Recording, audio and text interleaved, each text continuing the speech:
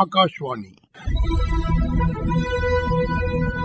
மாநில செய்திப்பிரிவு வழங்கும் செய்திச் சுடர். வணக்கம் நேயர்களே. இன்றைய செய்திச் சுடர் நிகழ்ச்சியில் மக்களின் மனதை வென்ற மத்திய அரசின் திட்டங்கள் வரிசையில் அடல் ஓய்வூதிய திட்டம் குறித்து பேசப் போறோம். இதுகுறித்து நம்மிடையே பல்வேறு தகவல்களை வழங்குவதற்காக நமது நிலையத்திற்கு வருகை தந்துள்ளார் ஓய்வு பெற்ற வங்கி அதிகாரி திரு ரவிசங்கர் பத்மநாபன். வணக்கம் சார். வணக்கம். இந்திய குடிமக்கள் அனைவருக்கும் ஓய்வூதியம் தரணும் அப்படிங்கிற ஒரு நோக்கத்துல இந்த அடல் ஓய்வூதிய திட்டத்தை மத்திய அரசு தொடங்கி இருக்கு. இந்த திட்டம் தொடங்கப்பட்டது குறித்து சொல்லுங்க சார். அடல் பென்ஷன் யோஜனா திட்டம் அப்படிங்கிறது 2015 வருஷம் prime minister Modiji, former prime minister Atal Bihari Vajpayee அவருடைய பெயரில் தொடங்கிய திட்டம். அதுதான் அடல் பென்ஷன் யோஜனா. அப்ப நிதி மந்திரி அருண்ஜேட்லி இருந்தார். 2015 வருஷம் அவர் சமர்ப்பித்த பட்ஜெட்டில் இந்த திட்டத்தை பத்தி பேசி இருக்கிறார். சோ இந்த திட்டம் வர்ச்சுவலா நீங்க எப்ப ஆரம்பிச்சது அப்படின்னு பாத்தீங்கன்னா 2015 வருஷம் மே மாசம் 9ஆம் தேதி கல்கட்டாவில் பிரதம மந்திரி மோடிஜி அவர்கள் தொடங்கி வைத்தார். அடல் பென்ஷன் திட்டம் யாருக்காக தொடங்கப்பட்டது? இதன் நோக்கம் குறித்து சொல்லுங்க சார். இந்த திட்டத்தின் முதன்மை நோக்கம் பாத்தீங்க அப்படின்னா அமைப்பு சாரா தொழிலாளர்கள் 60 வயசு அவங்களுக்கு ஆயிடுத்தினால் அவங்களுக்கு ஓய்வு ஊதியம், இன்கம் செக்யூரிட்டி கொடுப்பது. இதுதான் குறைந்த வருமானம் கார்பெண்டர்ஸ், தள்ளுவண்டி இருக்கவங்க, பழ வியாபாரி, அவங்களுக்கும் இன்னைக்கு எல்லாமே அவங்களுக்கு பணம் வருகிறது. ஆனால் ஃபியூச்சர் இன்னிலிருந்து 60 வயசு ஆயிடுத்தினால் அவங்களோட இன்கம் என்ன இருக்கும் அண்டு அதையெல்லாம் கருத்தில் கொண்டுதான் ஒரு அருமையான ஓய்வூதிய திட்டம் அடல் பென்ஷன் யோஜனா திட்டத்தை மத்திய அரசாங்கம் கொண்டு வந்திருக்காங்க. தினக்கூலி அடிப்படையில வேலை செய்யறவங்கள இந்த திட்டத்துல முதன்மையா கொண்டு வரணும் அப்படிங்கிற நோக்கத்துல இந்த அடல் பென்ஷன் திட்டம் தொடங்கப்பட்டிருக்கு அப்படின்னு சொன்னீங்க. இந்த திட்டத்துல சேரதுக்குரிய தகுதிகள் என்னென்ன சார்?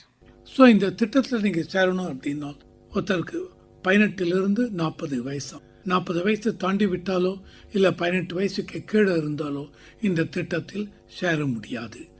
ரொம்ப முக்கியம் இது. ரெண்டாவது, இந்த திட்டத்தின் கீழ் அவர் இந்திய குடிமகனா இருக்கணும். அது ரொம்ப முக்கியம். அண்ட் நான் ரெசிடென்ட் இந்தியன்ஸ் இதுல வரலாமா? எஸ், அவங்களும் இந்த திட்டத்தை ஆரம்பிக்கலாம். பொதுவா அவங்க இந்திய குடிமகன், இப்ப வெளிநாட்டுல இருக்காங்க, துபாயில இருக்கலாம், அபுதாபி இருக்கலாம், எங்கேயாவது இருக்கலாம், வேலை செஞ்சு 10 வருஷம் கழிச்சு கூட வருவாங்க. ஆனால் அவங்களுக்கும் இந்த திட்டம் உண்டு. இந்திய குடிமகன், அவ்வளவுதான். இந்த திட்டத்துல சேர்வதற்கான வயது வரம்பு என்ன சார்? இந்த திட்டத்துல எந்த வயதிலிருந்து இணைய முடியும்? இந்த திட்டத்துல 18 வயசுல இணைய முடியும். 40 வயசு ஆயிடுத்தினால் இணைய முடியாது. ஸோ 18 40 வயதுக்குள்ளதான். இடைப்பட்ட எந்த வயதுல வேணாலும் 19, 20, 27 நீங்க இடைப்பட்ட வயதில் எந்த வயதுல வேணாலும் சேரலாம். இந்த திட்டத்துல எப்படி பதிவு செய்யணும்? இதுக்கு என்னென்ன ஆவணங்கள்லாம் கொடுக்கணும்? இதுக்கு யாரை அணுகணும் சார்? இந்த திட்டத்தில் நீங்க பண்ணி எந்த பேங்க்ல அக்கௌண்ட் இருக்கோ அந்த பேங்க்குக்கு போங்க, அந்த பிரான்ச் போங்க. ஈவன் இதுல போயிட்டு அவங்களை கேட்கலாம், இந்த மாதிரி Atal pension Yojana scheme is a central government scheme. இந்த ஸ்கீமுக்கு கீழே நாங்கள் சேரணும் அப்படின்னா என்ன பண்ணணும்? இந்த அக்கௌண்ட்ல தான் நீங்க மாதம் பணம் போட போறீங்க. ஸோ ஒரு அக்கௌண்ட் ஓப்பன் பண்ணுவதற்கு உங்களுக்கு 20 வயசு ஆயிருக்கு. ஸோ அப்போ ஏஜ் ப்ரூஃப் அதை நீங்க கொடுக்கணும். நான் தான் இந்த சோ பர்சன் அப்படிங்கிறதுக்கு ஐடென்டிஃபிகேஷன், பாஸ்போர்ட்டோ ஆதார் கார்டோ இதுவோ ஐடென்டிட்டி ப்ரூஃப் அதை கொடுக்கணும். எந்த இடத்தில் வசிக்கிறேன் அது ரெசிடென்சி ப்ரூஃப் இதை கொடுக்கணும். இதெல்லாம் தான் பேசிக் டாக்குமெண்ட். இதையும் தாண்டி அடல் பென்ஷன் யோஜனா திட்டத்துக்கு நீங்க சேர போறதற்கு அப்ளிகேஷன் ஃபார்ம்ல உங்க டீட்டெயிலாம் சொல்லணும். மெயினா என்ன அதில் பார்ப்பாங்க அப்படின்னா நீங்க எவ்வளவு ரூபாய் கட்ட போறீங்கிறது உங்க ஏஜை பொறுத்தும், எவ்வளவு பென்ஷன் உங்களுக்கு வேணும், 1000 ரூபாய் வேணுமா, 2000, 3000, 4000, 5000, இந்த 5 ஸ்லாப் தான் இருக்கு. நான் 60 வயசு ஆனதுக்கு அப்புறம் எனக்கு மாசம் 5000 ரூபாய், அதிகபட்ச தொகை 5000 தான். நான் இப்ப 22 வயசு, இப்ப போய் சேரனா 22 வயசுல இருந்து 60 வயசு வரைக்கும் 38 வருஷம் இன்பிட்வீன் இருக்கு. அந்த 38 வருஷமும் இவங்க கால்குலேட் பண்ணுவாங்க எவ்வளவு நீ கட்டணும் அப்படின்னு. ஃபில்அப் பண்ண வேண்டியது எவ்வளவு மாசம், எவ்வளவு பென்ஷன் வரணும், எவ்வளவு மாசத்துல கட்டுறேன், அதுக்கு எவ்வளவு பணம், அதை ஃபில்அப் பண்ணியாச்சுன்னு வச்சுங்க. இது எல்லாமே சிஸ்டத்தில் அப்டேட் பண்ணுவாங்க. ஸோ இதுதான் இம்பார்ட்டன்ட். இந்த டீட்டெயில் நீங்க கொடுக்கணும். நம்ம வயது தகுதியை வைத்து கட்டக்கூடிய தொகை மாறுபடுமா சார்? ஆமா, ஈவன் இன்னைக்கே நீங்க பாத்தீங்கன்னு வச்சுங்க, எல்ஐசி எல்லாம் டேர்ம் இன்சூரன்ஸ் எடுக்கிறாங்க. அந்த இன்சூரன்ஸ் கூட பாத்தீங்கன்னு வச்சுங்களேன் 28 வயசுல நான் போறேன், 50 லட்சம் 75 லட்சம் ரூபாய்க்கு என்னுடைய இன்சூரன்ஸ் காப்பீடு எடுக்கிறேன்னா அந்த தொகை மாசம் மாசம் கட்ட போற பிரீமியம் 30 வயசுல நான் போய் அதை 75 லட்சம் ரூபாய் எடுக்கிறேன்னா அவர் அதிகமாக கட்ட வேண்டி இருக்கும், நான் கம்மியாக கட்ட வேண்டியிருக்கும். எதனால அப்படின்னா 25 வயசுல நான் கட்டுறதுனால நான் கட்டக்கூடிய அந்த பீரியட் நம்பர் ஆஃப் இன்ஸ்டால்மெண்ட்ஸ் அதிகமாகிறதுனால நான் கட்ட வேண்டிய பிரீமியம் தொகை குறையும். 35 வயசுல போய் எடுக்கிறேன் அதே 75 லட்சம் ரூபாய் அப்படிங்கிறத அந்த இதுக்கு பீரியட் கம்மியாக இருக்கு, பிரீமியம் தொகை அதிகமாகும், அவ்வளோதான். ஸோ இதே தான் இங்கேயும் 18 வயசு 5000 ரூபாய் எனக்கு பென்ஷன் வேணும்னால் இங்கே அதிகமாக கட்டணும். 18 வயசு 2000 ரூபாய் பென்ஷன் போகிறோம், அவங்களுக்கு பிரீமியம் கம்மியாக இருக்கும். ஒழுங்கமைக்கப்படாத துறையில் பணிபுரிபவர்களுக்கு இந்த திட்டம் எவ்வளவு முக்கியமானது சார்? இந்த திட்டம் ரொம்ப ரொம்ப முக்கியங்க. அன்ஆர்கனைஸ் செக்டர் அப்படிம்பாங்க. அவங்களுக்கு பார்த்தீங்கன்னு வச்சுங்க, எதிர்காலம் இன்னைக்கு ஓகே என்னால் உழைக்க முடியுது, ஆனால் வயதானதுக்கப்புறம் நானும் என் மனைவி, ஏன்னா இன்னி தேதிக்கு பார்த்தீங்கன்னு வச்சுங்க, இந்த ஜெனரேஷனை நான் குறை சொல்ல மாட்டேன், நியூக்ளியர் ஃபேமிலிங்கிறது அதிகமாக விட்டது. முந்தி ஜாயிண்ட் ஃபேமிலி, தாத்தா பாட்டி கிராண்ட் பேரண்ட்ஸ் எல்லாமே இருந்தாங்க, ஒரு ஜாயிண்ட் குடும்பம். இப்போ அப்படி இல்லை. ஏன்னா அவங்களுக்கு ப்ராப்ளம் என்னன்னா இளைஞர்களும் படிக்கிறாங்க, வேலையை தேடி வெளியில் போயிடுறாங்க. வெளியில் அந்த மாதிரி போயிட்டாங்கன்னு வச்சுங்க, அவங்களுக்கு வெளியில் போகிறாங்க, வீட்டு வாடகை, அவங்க பிள்ளைகளை படிக்க வைக்கணும், அந்த மாதிரி இருக்கிறச்ச இவங்க பேரண்ட்ஸ் ஏஜ் ஆகும் பொழுது இவங்களுக்கு எதிர்காலம் யாரு நம்மளை சப்போர்ட் பண்ண போறாங்க? என்னால் ஏஜ் ஆனதுக்கப்புறம் அந்த அளவுக்கு உழைக்கவும் முடியாது, அப்போ நான் வருமானத்துக்கு என்ன பண்ணுறது அப்படின்னு பார்க்குறச்ச என்னுடைய ஃபியூச்சர் எதிர்காலத்தை கருத்தில் கொண்டு இந்த அன்ஆர்கனைஸ்டு செக்டரில் இருக்கவங்களுக்கு இது ஒரு வரப்பிரசாதம். இந்த ஸ்கீம் அவங்களுக்கு ஒரு முக்கியமான திட்டம். இது ஒருவர் மாதம் செலுத்த வேண்டிய பங்களிப்பு தொகை எவ்வாறு நிர்ணயிக்கப்படுகிறது சார்? நாம தகுதிக்கு ஏற்ப இதை நிர்ணயிச்சுக்கலாமா? தகுதிக்கு ஏற்ப இல்லை, யாரா இருந்தாலும் ஒரே தாங்க. இதுல தகுதி கிடையாதுங்க, படித்தவங்க படிக்காதவங்க அந்த மாதிரிலாம் இல்லை. அன்ஆர்கனைஸ் செக்டரை ஃபோக்கஸ் பண்றாங்க, அவ்வளவுதான். பட் யாரா இருந்தாலும் உங்க அமௌண்ட்டு நான் எடுத்துக்கிறேன், எனக்கு 22 வயசு, 5000 ரூபாய் மாசம் வேணுங்க, எவ்வளோ கட்டணும் சொல்லுங்க, நான் கட்டுறேன் அப்படின்னா பேங்க்லையும் கேட்பாங்க, உங்க இன்கம் என்ன வருது, என்ன தொழில் செய்கிறீங்க, நிரந்தரமாக இந்த அமௌண்ட் வருமா? நான் 22 வயசில் சேர்றேன், அதில் 5000 போடுறேன் அப்படின்னா 292 ரூபாய் நான் கட்ட வேண்டியிருக்கும் மாதம் மாதம். நான் சேர்ந்துருவேன், அதில் நான் முடிவு பண்ணிக்கிறேன். என்னுடையது முன்னாடி சொன்ன மாதிரி எவ்வளோ பென்ஷன் அமௌண்ட் வேணும், 1000, 2000, 3000, 4000, 5000, இது மாதந்தோறும் உங்களுக்கு வர ஓய்வூதியம். இதுக்கு நீங்கள் இப்போ எவ்வளோ கட்டணும், அதை உங்கள் ஏஜ் எவ்வளோ காலம் இன்பிட்வீன் இருக்கு, அதுக்குள்ள உங்களால் எவ்வளவு கட்ட முடியும் அதை நிர்ணயிக்கிறேன். இதெல்லாம் கணக்கிட்டு வங்கி பணியாளர் நம்ம கிட்ட சொல்லிடுவாங்க, நம்ம முடிவு பண்ணிக்கலாம். இதை மாத தவணையா செலுத்தலாமா இல்லாட்டி ஆண்டு தவணையா செலுத்தலாமா? எந்த மாதிரி வசதிகள் இதுல இருக்கு சார்? மாத தவணையா செலுத்தலாம், காலாண்டு தவணையா செலுத்தலாம், 6 மாசத்துக்கு ஒரு தடவை அந்த மாதிரியும் கட்டலாம். ஆனால் ஒவ்வொரு தடவையும் நீங்க கட்டும் பொழுது மாத தவணை அந்த மாதத்திற்குள் ஏதாவது ஒரு தேதியில் கட்ட வேண்டும். காலாண்டு நீங்க கட்டுறீங்கன்னா காலாண்டு முதல் மாசம் ஏப்ரல் மே ஜூன் அப்படின்னா ஏப்ரல் முதல் மாசத்துல ஏதாவது ஒரு தேதிக்குள்ள அந்த காலாண்டு இதை கட்டி முடிச்சணும். அரையாண்டுக்கு ஒரு தடவை நான் கட்டுறேன், ஜூலை டு டிசம்பர் கட்ட போறேன்னா அந்த அரையாண்டு தவணைக்கு ஜூலைக்குள்ள ஏதாவது ஒரு தேதியில கட்டி முடிக்கும். இப்போ நான் 6 மாத தவணைன்னு எடுத்திருக்கேன் அப்படின்னா ஒரு 6 மாதம் நான் கட்டலை, இன்னொரு 6 மாதத்துக்கும் சேர்த்து கட்டலாம். ஆனா உங்களுக்கு அதுக்கு அபராதம் கண்டிப்பாக உண்டு.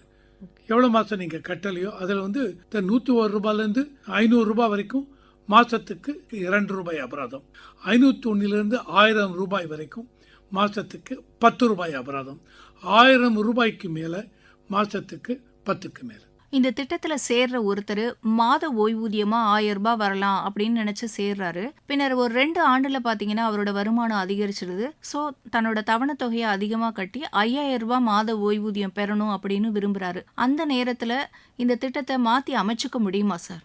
அமைச்சுக்க முடியும். ஒவ்வொரு வருஷத்துலயும் ஒரு தடவை கொடுக்கறாங்க. ஒண்ணு நீங்க அதிகப்படுத்துங்க. இது வரைக்கும் மாச தவணை எனக்கு 3000 ரூபாய் வந்தா போறோம் அப்படின்னு அதுக்கேற்ற மாதிரி கட்டியிருந்தேன். எனக்கு இப்போ கொஞ்சம் வேலை நிரந்தரமாக இருக்குது சார், நல்ல இன்கம் வருது, அதனால் 4000 ரூபாய் உயர்த்திக்கிறேன் அப்படின்னு உயர்த்திக்கங்க. அப்போது வருஷத்தில் ஒரு தடவை அந்த ஆப்ஷன் கொடுக்குறாங்க. 2 வருஷம் கழிச்சு நான் 5000 ரூபாய் உயர்த்திக்கங்க. அப்போ என்ன பண்ணுவாங்க, கம்ப்ளீட்டாக ரீஒர்க் பண்ணுவாங்க. வருடம் கூட மாற்றிக்கலாம். வருஷத்துக்கு ஒரு தடவை நீங்கள் 5000 ரூபாய் எடுத்துட்டு வச்சுங்க, அதுக்கப்புறம் மாற்ற வேண்டிய அவசியம் இல்லை. எப்போ மாற்றுவீங்கனால் எனக்கு அவ்வளோ கட்ட முடியல, நான் 4000 குறைச்சிக்கிறேன்பீங்க. அதுக்கும் வழி இருக்கு. அதுக்கும் வழி இருக்கு. நீங்கள் அப்கிரேட் பண்ணலாம், இல்லை டவுன்கிரேட் பண்ணிக்கலாம். நமது பங்களிப்பு தொகைக்கான கால அளவு எவ்வளோ சார்? பங்களிப்பு தொகை எவ்வாறு செலுத்தப்படுகிறது? பங்களிப்பு தொகை நீங்கள் என்ன முடிவு பண்ணணும்? மாதம் மாதம் கட்ட போகிறோன்னா, இல்லை 3 மாதத்துக்கு ஒரு தடவை கட்ட போகிறோன்னா, இல்லை 6 மாதத்துக்கு ஒரு தடவை கட்ட போகிறோன்னா, அதை முடிவு பண்ணியாச்சு அப்படின்னா அதுக்கேற்ற மாதிரி உங்கள் அக்கௌண்ட்டில் இவங்க ஆட்டோமேட்டிக் டெபிட் கொடுத்துருவாங்க. என் அக்கௌண்ட்லேருந்து மாதம் மாதம் 3 மாதத்துக்கு ஒரு தடவை, 6 மாதத்துக்கு ஒரு தடவை இந்த பென்ஷன் ஸ்கீமில் நீங்கள் கையெழுத்து போட்டு கொடுத்தாச்சுன்னா அதுக்கேற்ற மாதிரி உங்கள் அக்கௌண்ட்லேருந்து ஆட்டோமேட்டிக்காக டெபிட் பண்ணிப்பாங்க. உங்கள் அக்கௌண்ட்டில் நீங்கள் பணம் போட்டு வைத்திருக்க வேண்டும். உரிய காலத்தில் என்னால் பணம் செலுத்த முடியல, பங்களிப்பு தொகை விடுபடும் பொழுது அதை எப்படி நான் நிவர்த்தி செஞ்சுக்கலாம் அடுத்தடுத்த காலங்களில்? மாதம் மாதம் கட்டுறீங்க, இல்லை 3 மாதத்துக்கு ஒரு தடவை கட்டுறீங்க, 2-3 மாதம் கட்டினீங்க, மூணாவது மாதம் அப்போ உங்களுக்கு பணம் அக்கௌண்ட்டில் போட முடியல, அப்படியே விட்டு போயிடுது.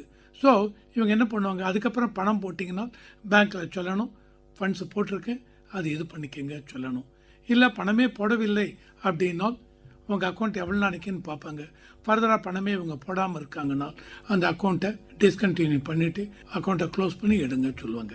ஆர் இல்லை சார் நான் விட்ரா பண்ணிக்கிறேன், இல்லை கண்டினியூ பண்ணுறேன்னா பண்ணுங்க, இனிமேல் கரெக்டாக கட்டுங்கன்னு சொல்லிவிட்டு அபராதம், முன்னாடி நான் சொன்ன மாதிரி எவ்வளோ மாதம் கட்டவில்லையோ அந்த மாதத்திற்கு அபராத தொகையை கட்டி உங்கள் அக்கௌண்ட்டை நீங்கள் ரெகுலரைஸ் பண்ணி ஆகணும்.